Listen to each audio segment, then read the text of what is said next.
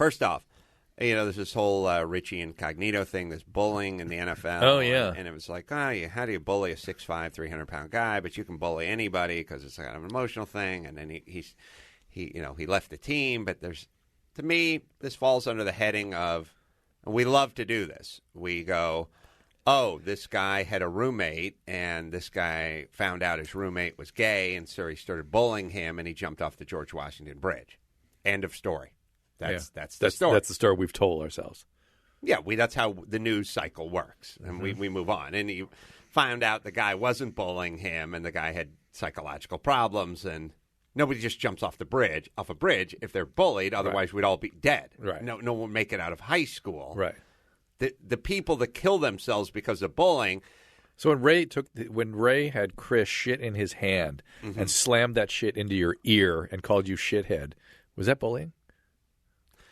The thing that's insane is whenever they read the transcripts or something, everyone just sits there with their mouth gasped, like, oh my God. And then I realized the stuff we used to do to each other. Forget the transcript. Just describe it. Right. I will run you down just a quick list of Ray-isms and Chris and all those guys. They, as you know, I had a marshmallow that was fully engulfed in flames. It's like a torch. When you light a marshmallow on fire, it makes a noise. It pops and crackles, and it's fully engulfed. And as I was holding it above my mouth, sort of playing like I was a fire eater, he pushed it into the side of my face where I had the... Well, to be fair to Ray, he was trying to get it in your mouth burning. No. To be fair. He just wanted to see flaming marshmallow stuck to the side of my face. I think he was trying to push it in your mouth. That's the crazy thing. He's trying to get your throat on fire. He's thrown a pocket knife at me, and it's stuck in my knee. I remember that time. And this isn't just him. Other folks used to do stuff like... you should write this down in the bullying department. Matt, let's get a running list here. My neighbor Eddie was riding me. I was on the handlebars of his bike while he was riding me down the street. Back in the day, you'd sit on the handlebars and the guy'd be riding down the street. He decided to do something called ghost riding the bike while I was on the handlebars. So while I was on the handlebars, he launched the bike with me just sitting on the handlebars. Well, that's funny. There's Ray taking a shit just inside my door of my room on the floor so my dad can walk in and find it. There was... What did he tell your dad, dog? I don't know. What did your dad... I think this is one of the times I was gleeful that my dad and I never have discussions about anything, because this was one more... If I were dad, I'd turn inward, too, if I were your dad. Not having any conversations with your parents, it's a double-edged sword. I mean, it seems like a bad thing at first. Until your friend shits in the hallway. Until your friend shits in your fucking bedroom, and then you're glad not to have that corridor of communication. Literally, strangely, a corridor is what's blocked with the shit, strangely enough. I've had everybody... I had a guy I don't know who it was. It was possibly Ray, possibly my buddy Jeff. I don't know who. Just literally just open up, just pee on my mattress. Just empty their bladder on my mattress and sounds like a Chris onto move. my bed. Could have been Chris. But how about Ray shitting in the hat? I lent Ray my Rams beanie.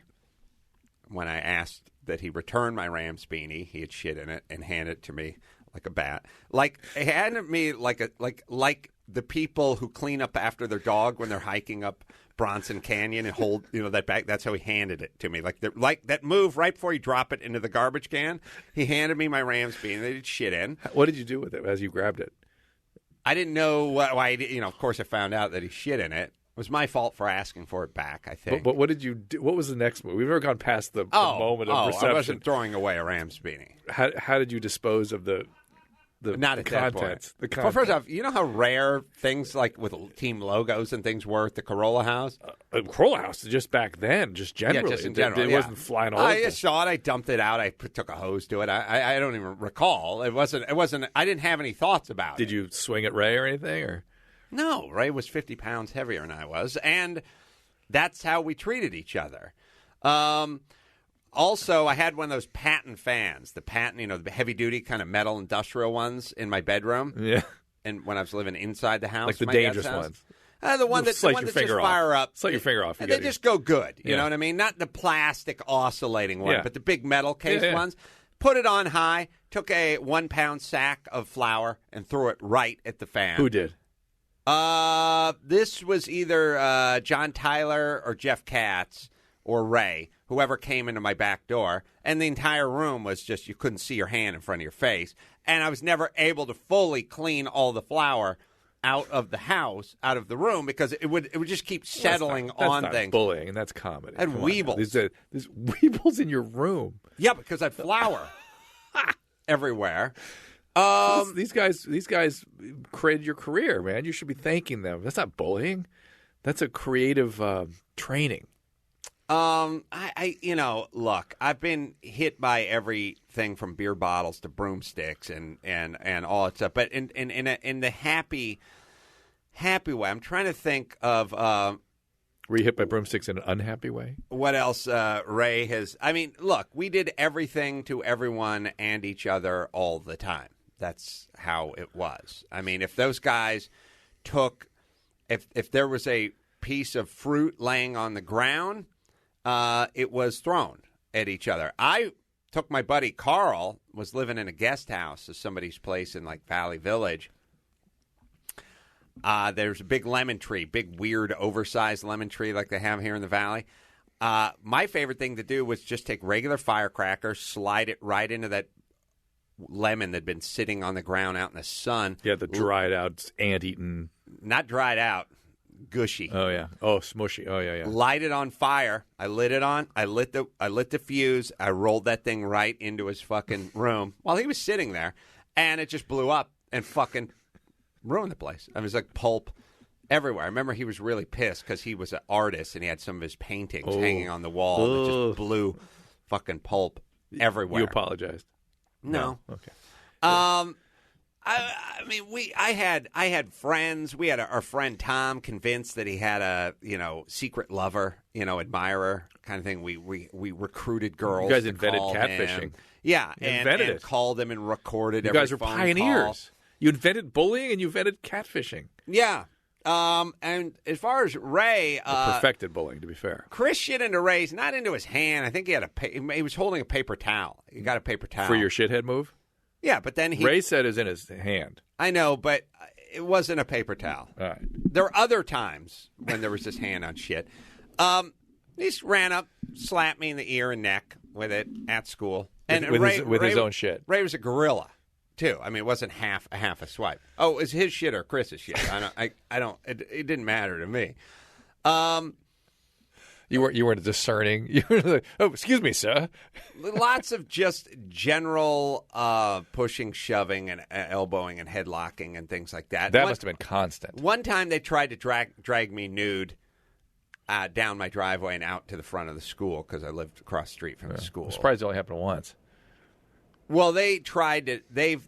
I've seen them strip guys like in the middle of a open softball field, like at school, like during school hours, like literally strip them so that they run with their underpants. Interestingly, they probably never picked at guys that were really defenseless. No. They wouldn't pick on people because that's sort of not sport at that point. It's just... If you went to Dupar's or Denny's with these guys, they'd pull their dicks out and piss on your jean leg under the table, and because it's body temperature, you couldn't feel it. You're wearing socks, sneakers, and jeans. They'd have their dick out and be talking to you over the table, pissing on it. Until you realized what was happening, and then you'd start chucking glasses of water and ashtrays and stuff at them. We decided to all drive home from the beach or some event naked. Well, this is a new one. I haven't heard this one. In a car, and What? we got to Ventura Boulevard. It was one of those old timey lights where it was never going to change unless someone pushed a button. Yeah. And we convinced one of our buddies to jump out of the car and go push the button. You drove away. Naked. You drove Of course we took off. Of course. We were standing on Ventura Boulevard naked. We had to take off. Could not take off. If somebody fell asleep, They would get or passed out at a party. There would be duct tape to the chair and cigarette butts put in their mouth, and Sharpies come out, draw the dicks on their foreheads, and all that kind of stuff. Just standard fare. When our buddy Jack Donitz, if there was a party, everyone got thrown in the pool. So Jack Donitz knew he was going to get thrown in the pool, and you could either be thrown in the pool and get you could fight Ray or us about not getting thrown in the pool, but you get your shirt torn, right, and get thrown in the pool. Right, you're not losing. You're winning that battle. You're not going to get thrown in the pool. You can get thrown in the pool with your shirt in one piece, or we can tear your shirt off, maybe elbow you, and then you're getting thrown in the pool. Yeah. So, Jack Donitz kicked off his leather loafers, threw his wallet in his leather loafers, and threw himself in the pool. But, of course, his loafers and his wallet followed him into the pool. Because you're not kicking your loafers and wallet off before you go into the pool. You're going into the pool. We'll take care of that. We'll take care of that. Yes. I've seen Ray enema on a chick's head. I have seen him enema on the head of a woman who was sitting in a Explain. hot tub. Mulholland Club. Broke into the Mulholland Club. In-ground jacuzzi. Ray filled up without anyone knowing With it. the jacuzzi jet. How jet. could you miss him doing that? He works my miracle. It was noisy. People, could he have done beer. it? Could he have done it long before? Sometimes people were engaged in physical behavior with one another. Either way, and by the way, you don't mean making out; you mean wrestling. If this was a woman, and you don't suspect that someone is putting water up their ass when they adjust their position inside the jacuzzi, do you?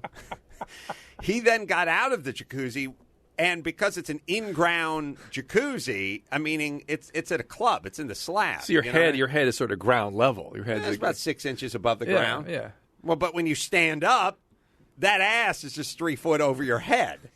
That's when Ray unloaded. Did he squat and unload? Did he fire forward? Not a full squat, but a partial squat. Pants down? How do you deal with the pants part? Surely people noticed him pulling his drawers off. Drawers? Oh, everyone was naked?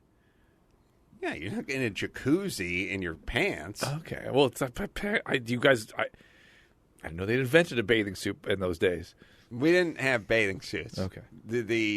No one ever brought a bathing suit to go to the Mulholland Club. It was always spontaneous. We were somewhere, and then we said, let's go to the Mulholland Club. No one went, let me go home and get my trunks. So this poor girl is a newcomer to your group. She didn't understand what she was amongst, the animals. I don't think she'd anticipated being enemaed on, but when she left the house that night. Well, I'm sure she had a hankering for it. She didn't leave thinking, God, I hope those boys had shits water on my head tonight. My buddy Tom. Because that's such a turn on. It's such an attractive thing for a young man to do. We're chasing my buddy Tom around the Mulholland Club, and he literally got tangled up in a lounge chair, like the spaghetti kind of lounge chairs. They just have all those bands. They don't have those anymore. No one knows what you're talking about. I know what you're talking about. Yeah, you could put your foot through it, kind of thing. It was if you were to tape your ankle, that's the way they made a chair. No. Yeah. It was. My grandmother had this. It was a metal frame of a lounge chair, and then 1,000 little sort of thin bands of vinyl that went around it. But it was comfortable when you laid in it, but you could put your hand through it or put your foot through it. If you stood up and put your foot through it, it would go through. Let's put it this way. It wasn't woven. I know, but those were being manufactured. I know exactly what you're talking about. And because it's around and around, if you go through it, you get caught coming back. But the point is, those were manufactured for about 3 years because they're so shitty. Yeah. Nothing before, nothing after. He doesn't know Gary doesn't know what you're talking about. No. We had these. Yeah. Well, yeah, back in the day. Yeah. The place I was on vacation at.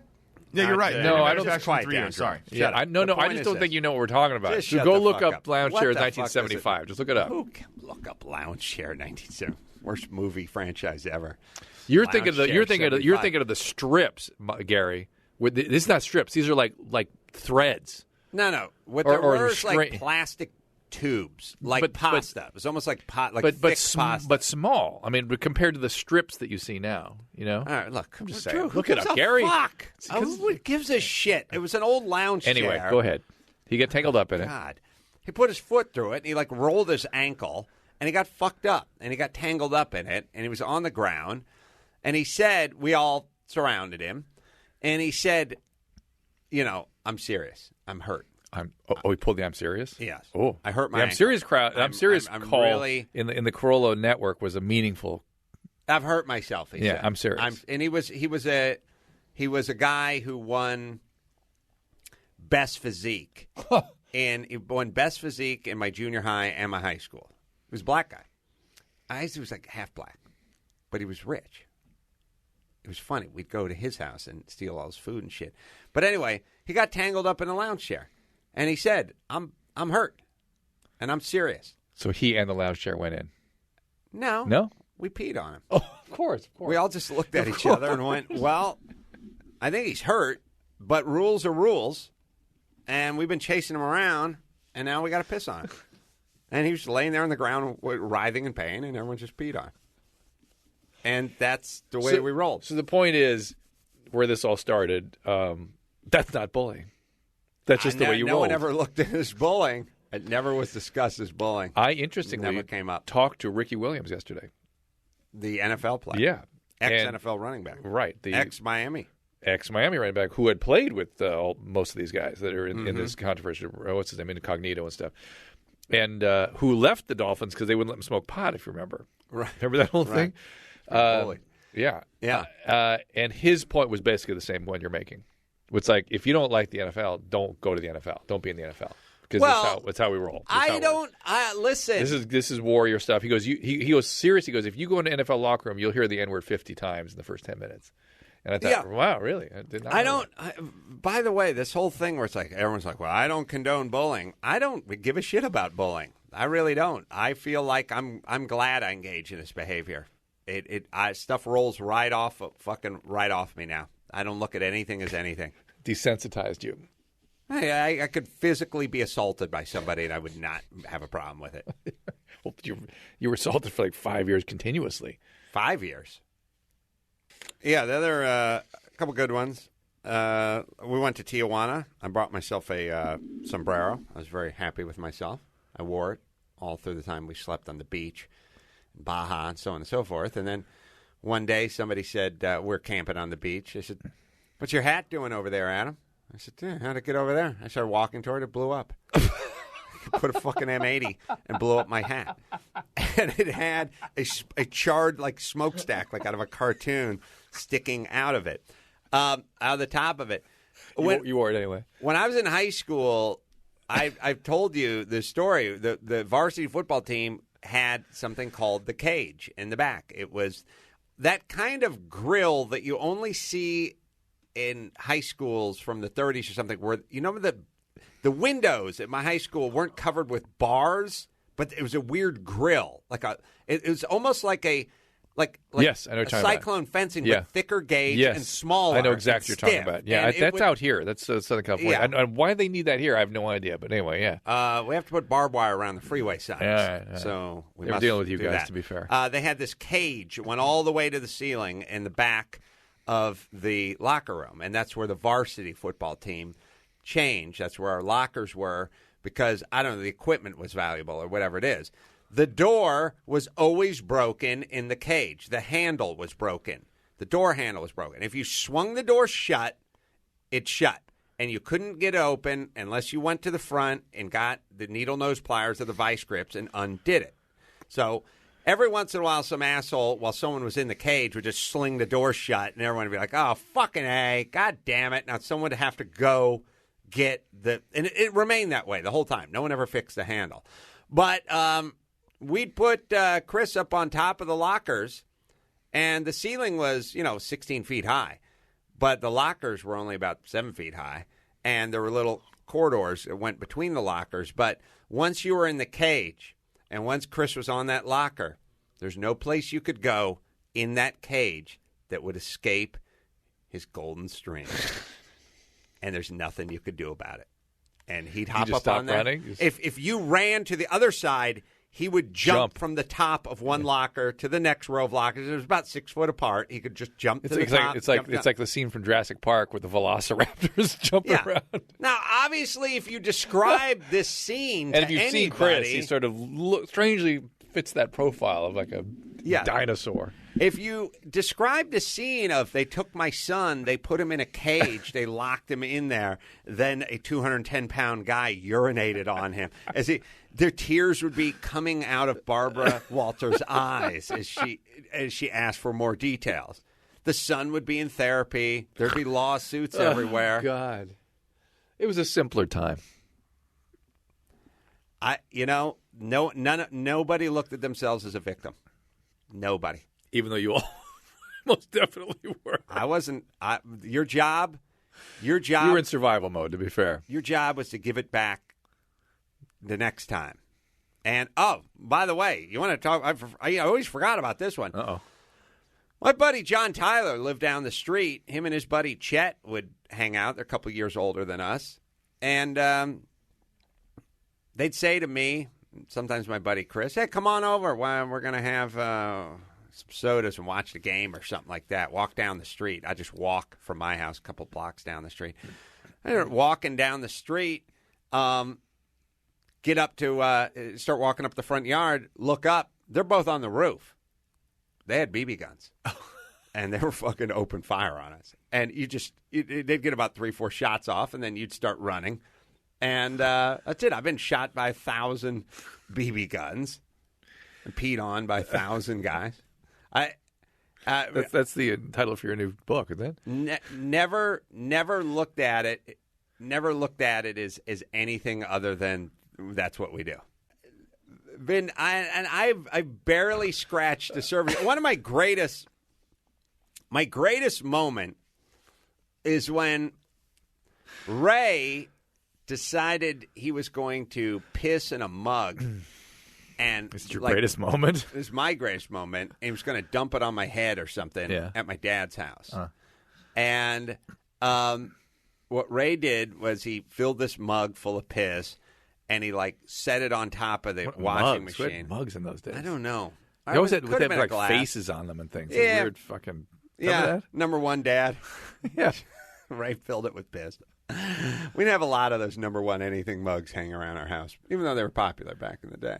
So he filled this mug with piss, and I remember that one of the back door, side door of that house had a window that was blown out, and we sort of just patched it. You know, when a window would blow out, anything but open the phone book and get somebody to come in, and a glazer to come in and put a new window in. You know, it was always a piece of great sheet metal cardboard with tinfoil on it. It's something had to go over the top of it, you know.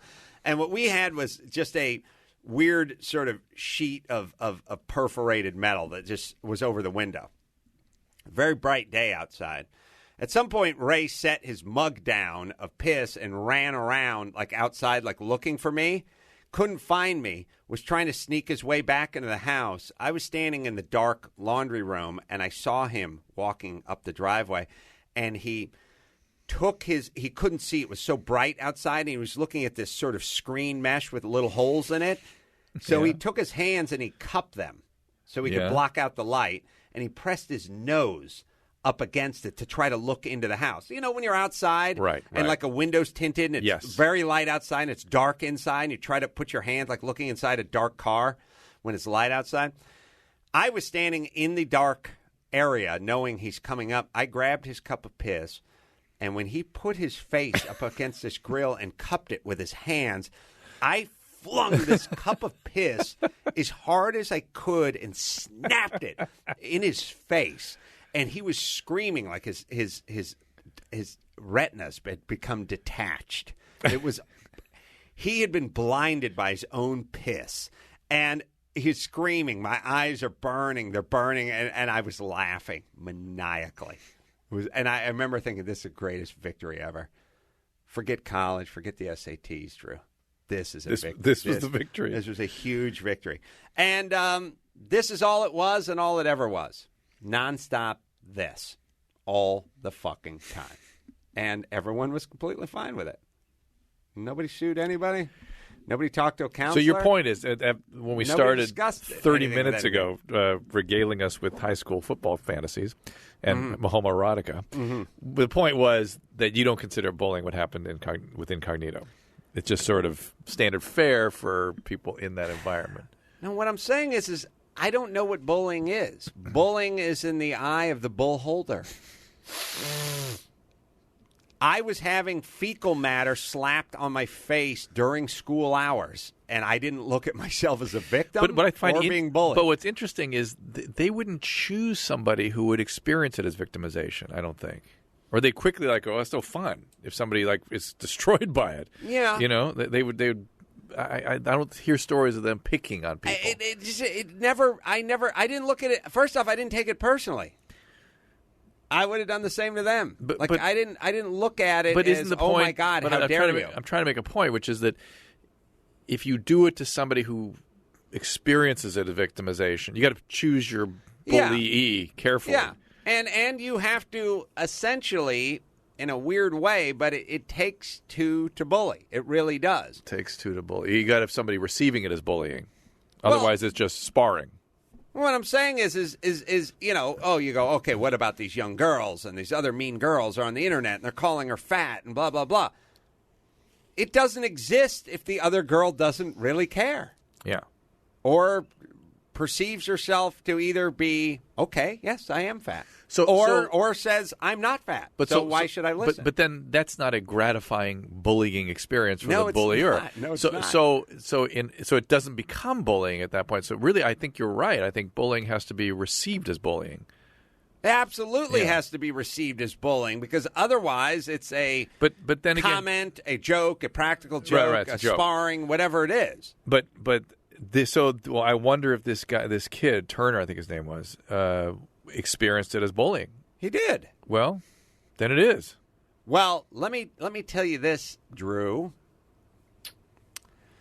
We started, let's just say, for the sake of argument, 25 years ago, we started having mandatory meetings on sexual harassment in the workplace. Yeah. Did sexual harassment in the workplace, legal challenges and lawsuits go away because we had those meetings? Or did they go up 20-fold? Yeah. What happened? Yeah. They went up 20-fold. Why? We told everyone about the dangers of sexual harassment. We told them the parameters. We told them what was sexual harassment and what wasn't sexual harassment. Yeah. We explained to it. We had a professional. Yeah. Heavyset woman of color, come in here. Wearing huge amber beads and a fade. And she came in and she told every motherfucker in this fucking building what sexual harassment was. And guess what? And told us how to avoid it and told us what to do if we were sexually harassed. And it's gone up 1,000-fold in the last 10 years. But does that mean that we're just identifying it more? You tell me. Now there's something called bullying, so now everyone's being bullied. And there's something called sexual harassment, and we got a lot of lawsuits. So, you tell me, more meetings on sexual harassment? More discussion of bullying? More discussion of mold and environmental allergies? More secondhand smoke discussions? What do we need? More? More? Where's it heading, Drew? Utopia. I know where it's heading. Where? It's fucking heading off a fucking cliff. I'm just not stupid enough to go there with all the retards. That's all. But everything's bullying. How much has bullying come up in the last 3 years? A lot. And how much more bullying is there? Yeah. So has the campaign worked? Or does everyone just feel like a victim? Everyone feels like a victim. That's where we're at. We didn't have bullying. There was no victims. There you go. That's it. Now look. Is there real bullying? Yes. There is real bullying. A lot of people have experienced real bullying. I probably experienced it. I just didn't know it.